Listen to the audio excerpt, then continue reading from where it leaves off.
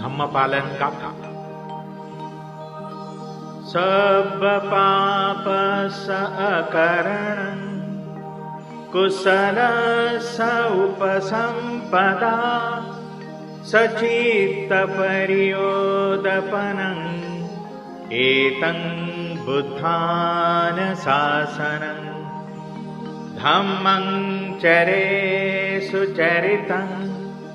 नतं दुचरितं चरे धम्मचारी सुखं सेति अस्मि लोके परं च न तावता धम्मधरो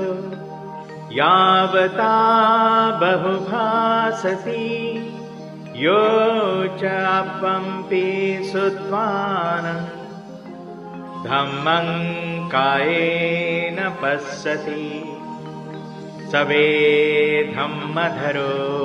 होति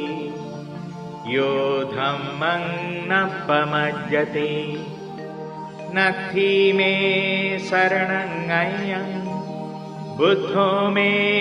शरणं वरम् एतेन सच्चवज्रेन होतु मे जयमङ्गलम् नत्थि मे शरणं अयं धम्मो मे शरणं वरम् एतेन सच्चवज्रेन होतु मे जयमङ्गलम् नत्थि मे शरणं अयं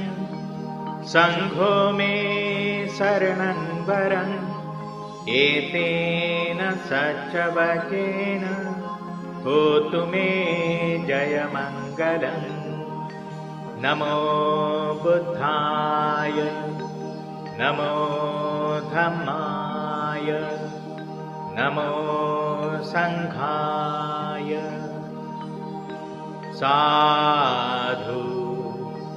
साधु साधु।